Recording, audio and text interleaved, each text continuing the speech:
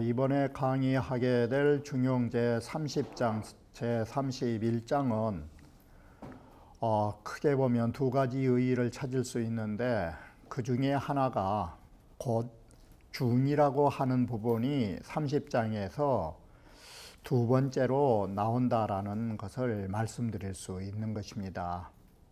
중용 제2장에서는 중용이라는 도리를 공자께서 친히 말씀하셨다라는 의미에서 중의가 밝혀졌다면, 제30장에서 중의라 말하는 것은 공자께서 몸소 말씀이 아닌 중용지도를 어떻게 실천하셨는가를 밝혀주는 부분이라고 말씀드리는 것입니다.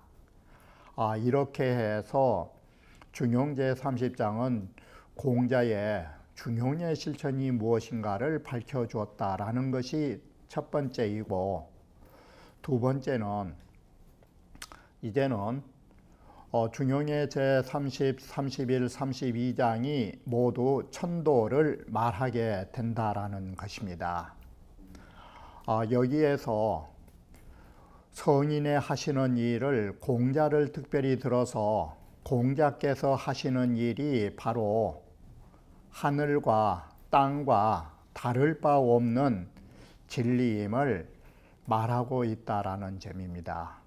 이렇게 해서 이번 강좌는 공자의 위대하신 성자께서 그 어느 점이 공자를 만들어 주었는가를 바로 살펴보게 될 것입니다. 그러면 본문에서 30장을 보기로 하겠습니다. 제30장은 중의는 조솔요손하시고 헌장문무하시며 라고 했을 때, 이 할아버지 조자는 멀리라는 뜻을 가지게 됩니다. 공자께서는 저 멀리 요순을 전승하시고 라고 해서 술자가 이어받다를 말합니다.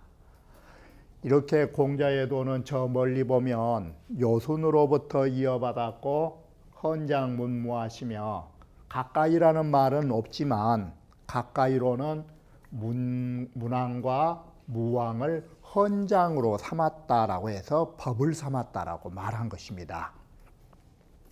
자, 이렇게 해서 공자의 도는 요순으로부터 바로 가까이에는 문왕의 또는 무왕의 도를 전승한 것이라 합니다.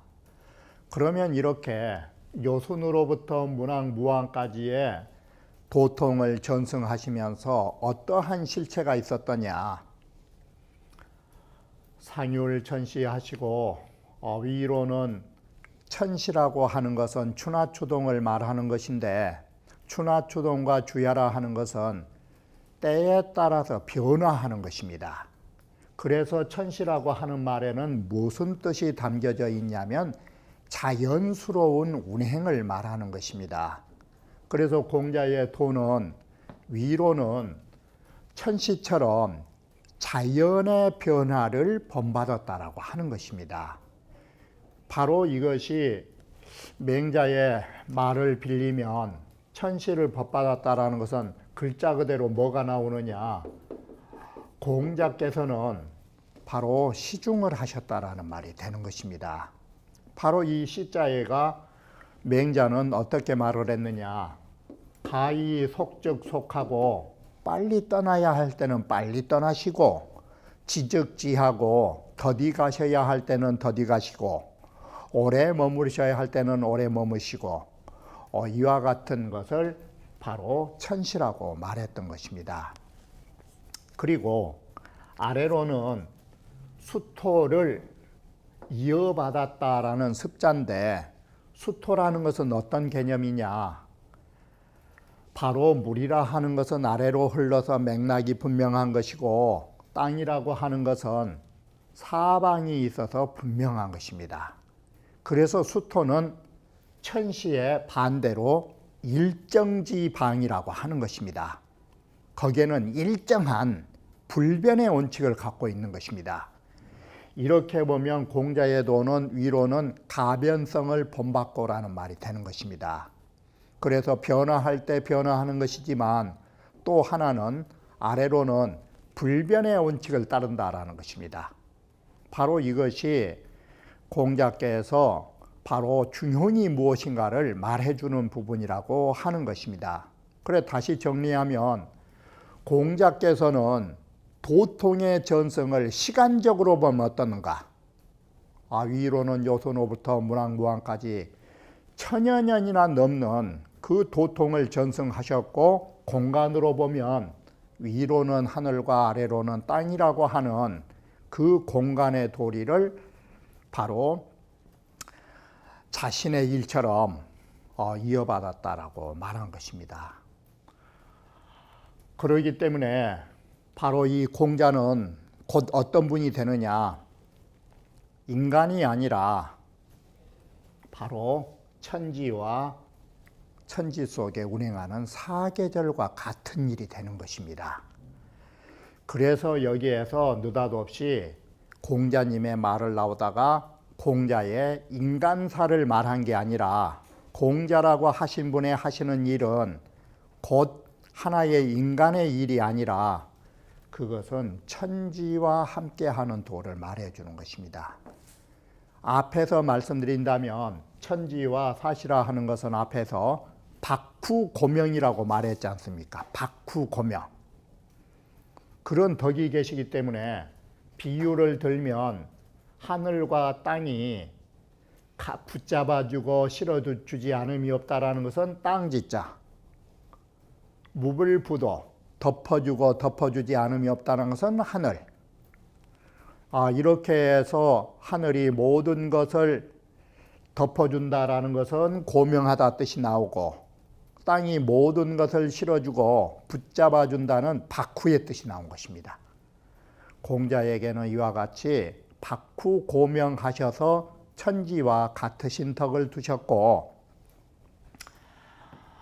비여사시지 착행하며, 또 비유를 들면 사계절이라고 하는 것이 착행은 번갈아 가면서 행하는 것처럼 그와 같이 때에 따라서 유행을 했다라는 것입니다. 여일월지 대명이니라, 마치 해와 달이 대신하여 밝은다라는 것은 주야가 되는 것입니다. 바로 공자의 도는 이처럼 뭐가 나오느냐, 위로는 하늘이요 아래로는 땅이요, 그리고 하늘과 땅 사이에 사계절이 운행하고 주야가 운행한 것과 같은 공자는 도덕을 두셨느니라 라고 말하게 되는 것입니다. 이처럼 공자는 곧 인간이자 천지와 사시와 주야의 개념이라고 말한 것입니다. 바로 여기 30장에서 다시 무엇이 나타나는가?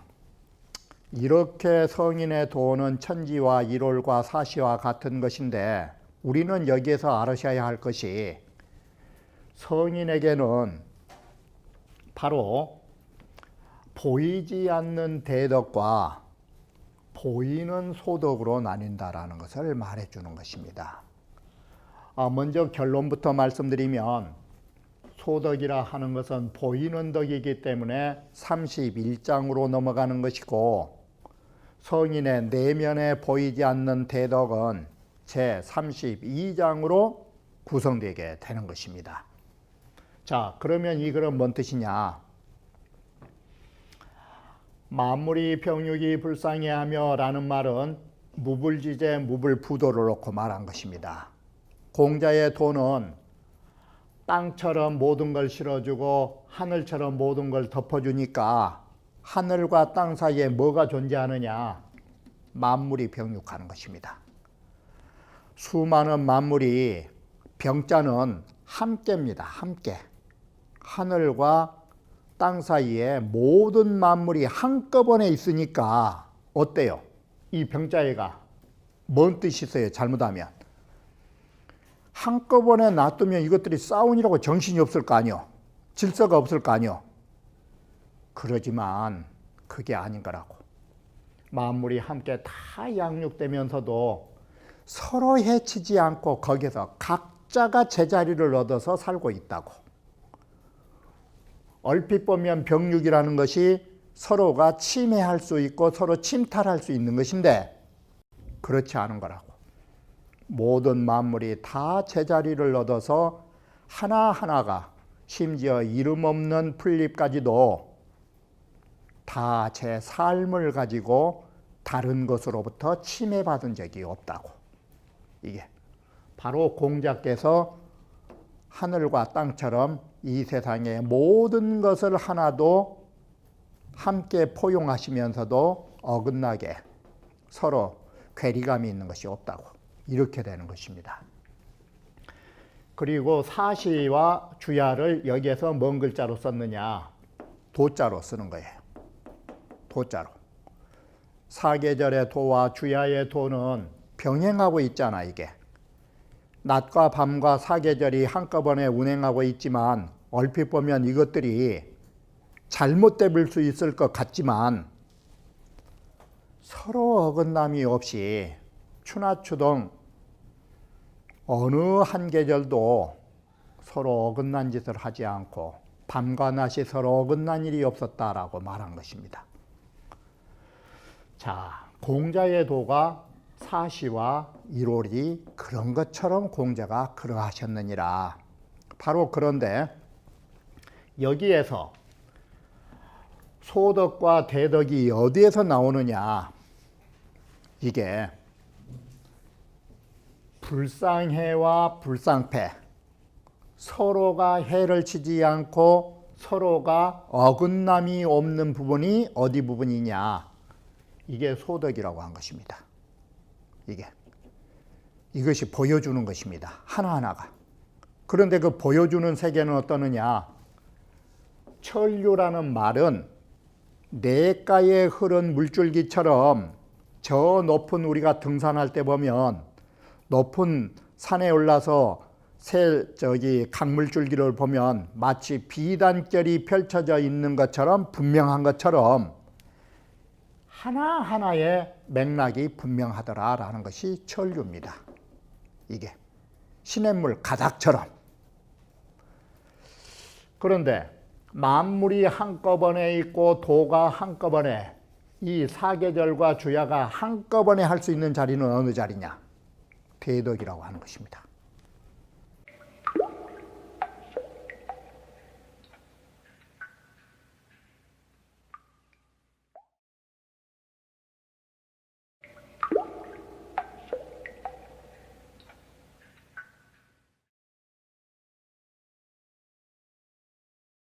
바로 이렇게 해서 모든 것을 한꺼번에 포용할 수 있는 자리, 그것은 대덕인데 거기에는 어떻느냐?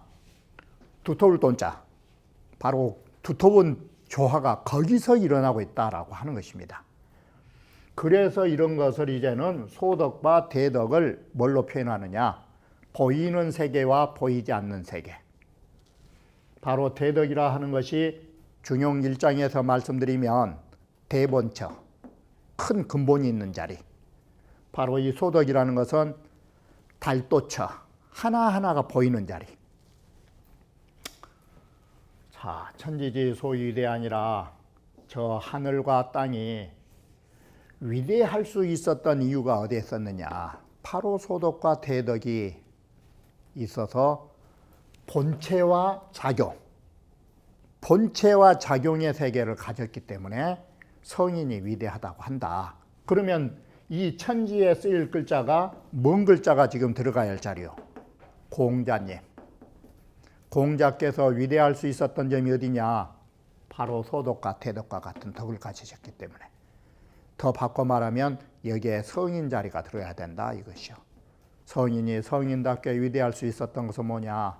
대덕과 도나가 계셨었으니까. 자, 그러면 제31장에서는 소덕 천류법을 말하게 되는데, 자, 여기에서 우리가 아셔야 할 부분은 우리가 성자들에 대한 것을 보면 심지어 사납기로는 사자처럼 사납고 독사처럼 무서운 뱀들도 성자 앞에서는 강아지처럼 꼬리를 흔들고 마치 지렁이처럼 꼼짝도 못한 이유가 뭐냐? 그것은 성자의 보이는 덕에 감복한 것입니다. 이래서 심지어는 축생까지도 성자를 보면 감복하는 것입니다. 그러므로 어리석은 사람들이야 말할 것도 없는 것입니다. 더 나아가서 지혜로운 사람은 성인에 대해서 어떻게 모셨을까? 그게 맹자가 말씀하신 공자지어 제자, 공자님을 모셨던 제자들이 얼마만큼이나 공자에게 감복했던가? 그러면 공자의 삼천 제자가 공자를 보고 느꼈던 부분이 뭐냐? 그게 공자의 보이는 세계를 보고 느낀 것입니다. 공자 뱃속에 공자에 담고 있는 정신의 세계를 아신 분이라고 삼천 제자를 다 말할 수 있을까? 이게 우리가 흔히 종교가 있는데 우리는 그 교주의 그 위대한 점에 대해서 우리가 다 감복하고 있지만 그분의 진리를 다 아신 분이 있다고 하는가? 그건 그렇지 않은 것입니다. 정말로 그분의 깊은 세계를 보려면, 대덕 도나처를 보려면 유성인이야 능지성인, 그건 성인만이 성인을 알아보는 것입니다. 이와 같이 우리는 성인에게 두 면모가 있는 것입니다. 그래서 제 31장은 모든 사람이 성인에게 감복하는 부분, 보이는 세계 때문에. 그러면 성인의 보이는 세계가 어떤 세계냐? 자, 바로 이것이 성인의 보이는 세계인 것입니다. 그래서 31장에 오면서 여기에 글자 하나가 바뀌어버린 것이 뭐냐면 성인성자인 것입니다. 이 세상에 더할 수 없이 거룩하신 성인이라는 것은 뭘로 말했느냐? 이게 인격체예요. 진실할 성자는 내면이지 않아요. 지극한 진실한 진리가 담겨져 있으니까 바깥으로 지극하게 거룩한 성자의 모습이 보일 것 아니요. 이게 바로 지극할 지자 진실할 성자에서 성인 성자로 바뀐 부분이요. 그러면 이 성인이라는 것이 어디서 나타나느냐? 거룩하신 인격이, 성인 성자는 인격이라고 하는 거예요. 바깥으로 보이는. 이 인격이 어디서 보이느냐? 이것이 바로 기다. 위능 총명예지 조기유임냐니 오직 훌륭한 인격자야. 총명예지가 뭐냐? 총명예지가 바로 기질에 청수한 점입니다. 총명예지 네 글자가 기에 청수한 부분인 것입니다. 바로 총명예지 하신 맑은 기운을 가지고 좋게 모든 사람에게 군림할 수 있는 이런 품행을 가지고 계신 것입니다. 그러면 이게 뭐냐? 바로 총명예지를 가지고 군림하실 때의 거룩한 모습이 뭐냐? 첫 번째, 성인께서는 관유온유, 언제나 너그러우시고 여유가 있으시고 온화하시고 유순해 보이시는, 그래서 그분에게만 가면 누구든지 그분이 안아줄 것 같은 사람. 그래서 관유온유한 걸 보면 성인이 좋게 우리를 용납해 주실 것 같구나 라고 하니까 많은 중생들이 바로 종교로 말하면 교주에게 찾아가는 것입니다. 이게. 그리고 또 하나, 이렇게 사랑으로 넘치는 거룩한 모습이 있는가 하면 때에 따라서는 도저히 남들이 범접할 수 없는 부분, 분발하시고 강하시고 강직하시고 조금도 꺾이지 않는 그 굳셈, 이게 오르르자입니다. 관유온유가 인이라면 이런 정의가 넘치는 인격을 가지고 있기 때문에 좋게 모든 일을 집행하실 것 같다고. 이게 좋게서 잡을 집자가 사람은 어떤 일을 하려면 이와 같이 불굴과 쉬지 않고 꺾이지 않는 이런 것이 있어야 모든 일을 집행할 수 있는 것입니다. 그리고 성인께서는 항상 몸가짐이 애의바르다라는 것이 이 예자입니다. 항상 가듬어졌고 씩씩하고 중도에 맞고 바른 모습으로 이런 몸가짐을 갖고 있으니까 좋기서 존경함이 공경함이 있으며 그래서 우리는 항상 그분에게 애의 바른 것을 보는 것입니다. 그리고 성인께서는 또 지혜로운 게 뭐냐? 물리밀찰, 모든 데 문장과 조리와 그런 것을 정밀하게 살필 수 아시는 지혜, 이게 지혜. 그것이 촉기서 모든 사물을 분별할 수 있는 이런 지혜를 가졌기 때문에 바로 이래서 우리는 이러한 네 가지를 가지고 지극한 성자라고 말한 것입니다. 이게. 그래서 바로 이 지극한 성인은 어떠시냐? 보박연천하야 해서 보박연천 네 글자는 성인의 너를 뽀자, 너를 빡자, 광대하면서도 깊을 연자, 깊고도 이 샘물천자는 연원이 있는 것. 바로 성인은 내면으로 넓고 깊은 바로 근본처가 있다라는 거예요. 보이지 않는 큰 물줄기가 바로 거기에서 이시출징이라 때로 나온다. 이 때로 나온 것이 뭐냐? 사랑을 해야 할 때 사랑이 나오고 강해야 할 때 강한 것이 나오고 애의 바르야 할 때는 애의 바른 게 나오고 지혜가 있어야 할 때는 지혜가 나오고 그러면 이시출지는 뭐요? 이게 소덕이요. 이게 천류법. 내가 흐르는 물줄기처럼 그 맥락이 보이는 세계다. 바로 그것을 만들어준 것이 보박연천 내면이다. 그래서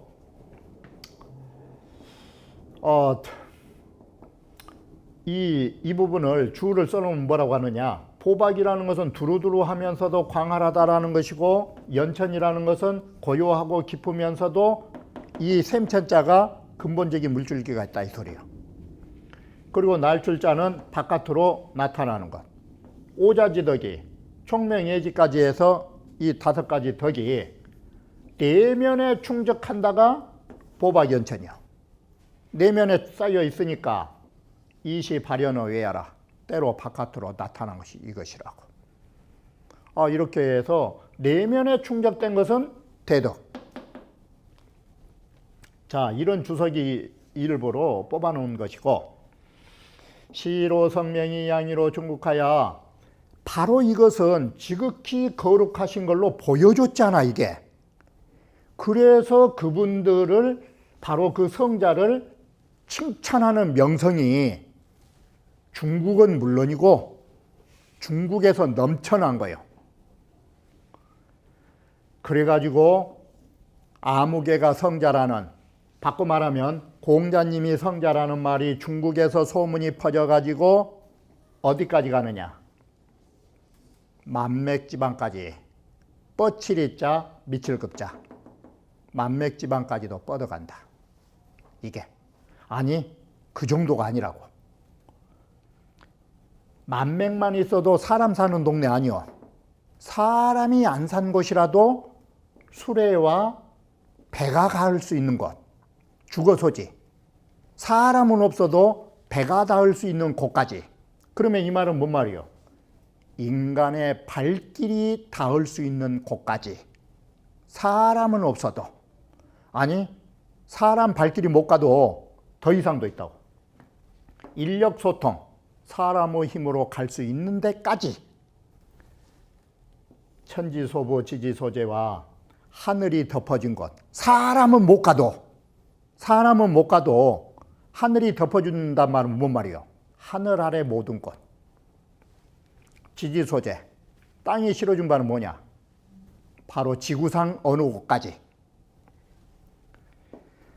찬사요 이게. 아니 해와 달이 비치는 그 어느 곳이든 이슬과 상로가 내리는 그곳에까지 인간이 아니라 범유 혈기자 혈기가 있다라는 것은 바로 뭔 말이냐. 피가 흐르는 것은 정식이 있는 거예요. 피가 있는 것들은 전부 다 감정이 있고 바로 이런 지각 능력이 있는 거예요. 바로 인간이 아니라도 정이 있고 식견이 있는 놈들, 동물이라도 다 성인을 임금처럼 높이고 친할친 부모처럼 사랑하지 않은 사람이 없다. 이게 자, 이 정도 지극한 성인이 이런 존경을 받으면 어느 정도 존경을 받은 거예요. 이것은 하느님하고 짝할 수 있다. 바로 지금까지 말씀드린 성자의 모든 사람들이 존경하고 사랑하는 것, 바로 이 우주 어느 곳에서 존재하는 곳까지, 심지어 인간은 물론이고 동물까지도 존경받을 수 있는 게 뭐냐. 바로 이것이 성인의 보이는 세계에 의한 것으로 성인의 소덕이, 성인의 보이는 덕이 이처럼 크게 감화한다라는 것을 말해주는 거라고 하는 것입니다. 그러면 다음 강좌에서 보이지 않는 성자의 정신세계에 대해서 말씀드리기로 하겠습니다.